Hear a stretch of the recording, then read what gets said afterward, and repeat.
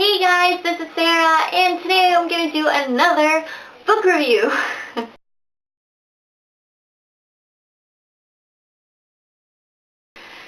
Today's book review is going to be completely and totally spoiler full because I'm going to be talking about The Blood of Olympus by Riordan, the final book in the Heroes of Olympus series. If you haven't read this book, or the Percy Jackson The Olympian series, or the first 4 books in the Heroes of Olympus series, you can't be here. I'm sorry. Come back later when you've read them. They're so good. I definitely recommend them. Go read them now, and then come back and watch this video. So a lot of people have been having mixed reviews about this book, but personally I loved it. I thought it was great. I gave it a 5 out of 5 stars. And it's not my favorite book in the Heroes of Olympus series, but it's definitely not the worst. Personally, I loved pretty much everything about this book.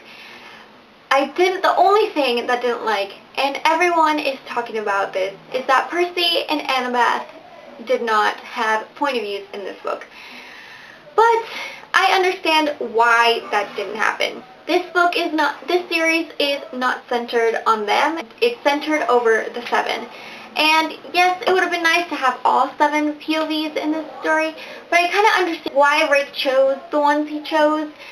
Jason, Piper, and Leo started this whole adventure, and Nico and Raina sort of were the last-minute saviors. So I kind of get where he's coming from in these. One of my favorite parts about this book was the battles. The first battle, the one in Greece, where they needed the blood of the demigods to spill, and it ended up being a scratch on a leg and a nosebleed, was the greatest twist that could ever happen. I was totally freaking out, thinking they were going to capture people and then just whack him and kill him, and it ended up being just a freaking nosebleed. I mean, they rose Gaia from a cut on a leg and a nosebleed.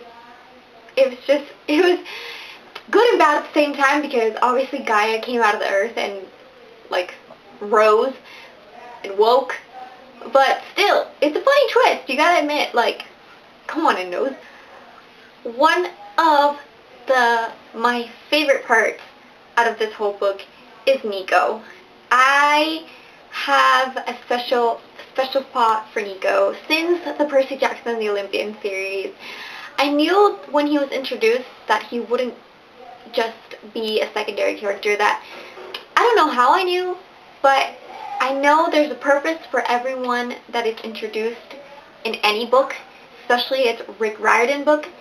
And he gave a lot of attention to Nico and his sister Bianca in the first series, and I just kept an eye on him, and I'm so glad that in this book he finally got to be and grow into his own, finally feel comfortable not only with himself but where he is and what he wants to do, keep going.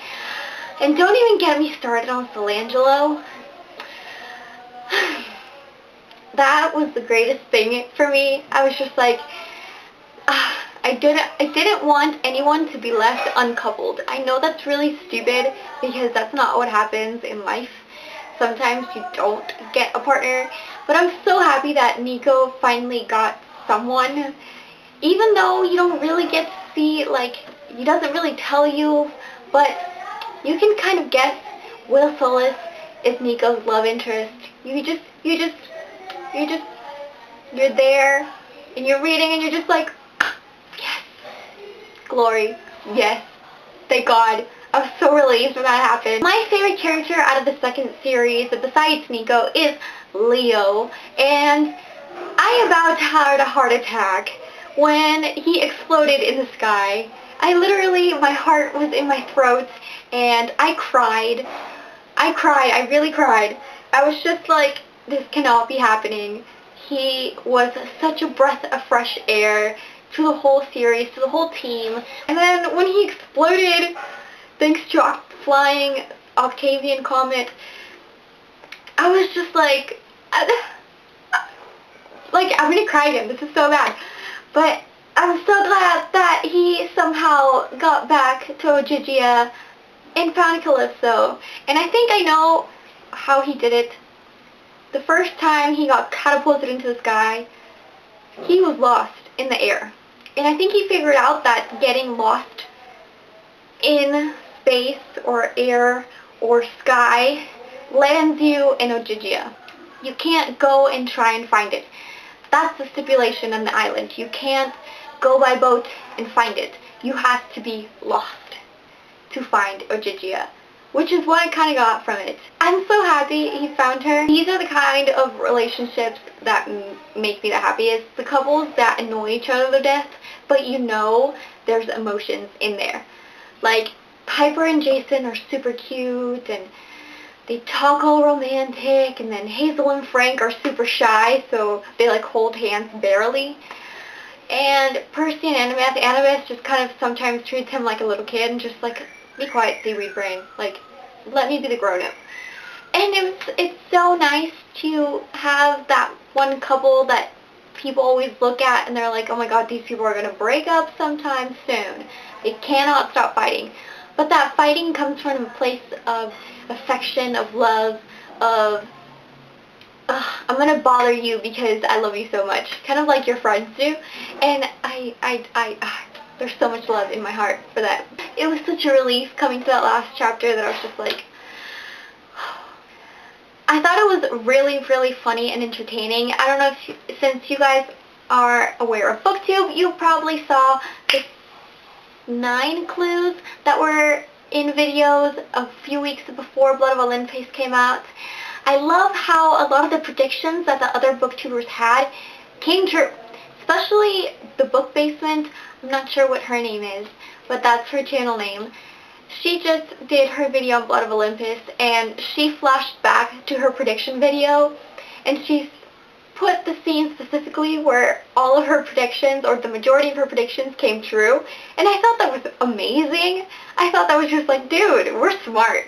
We're cool. We're on it. Even though I wasn't part of that, but still, it made me feel good. It made me feel like the BookTube people are on it. The BookTube people know books. I thought that was the greatest part out of the whole thing. That, one, finding the clues that were read out loud inside the text, and I was just like, oh, there's that one clue, I remember, and it finding out that it was totally out of context and not scary at all. Like, when you read that passage, it sounds really scary, but in the moment that's in the book, it's just like, oh, okay, whatever, that's fine. And knowing that a lot of the predictions came true. A lot of people said Gaia would rise anyways, and she did. A lot of people said there would be 2 battles, which there were. A lot of people talked about how they would unite, the Greeks and the Romans would unite to defeat Gaia, and kind of did. A lot of people said no one would die, and even though he actually did die, he did die. He had the cure in Festus, but he did die. He was like, he croaked. But it wouldn't be like permanent, and it wasn't, thank God. Thank you, God. Thank you, Rick. And that was one of my favorite parts out of everything, knowing that everyone who was reading had these ideas and predictions, and slowly but surely everything combined and came out this great book, and with great closure. I know I didn't get all the answers that I wanted. I know a lot of people didn't get everything they wanted, but it's better than nothing, to be honest. Like, I wanted more Annabeth and Percy. I wanted, like, parent reunions. I wanted to see Chiron. I wanted to see Grover. But I mean, what I did see, there's no words. It was amazing, and it fleshed out as much of the series as it could have been. In the ending, most people were happy. Mostly everyone was happy, coupled off, and ready for battle-free futures, and that's pretty much all you can ask for. Thanks for watching this review. If you stuck around, if you didn't, come back again and watch it after you've read the series. Please do. I'm not a huge fan of middle grade books. It's not something that I usually read, but I had to excuse Percy Jackson. It was just too good. So go and check them out. Follow me on social media. Let's talk. And I'll see you guys next time. Bye!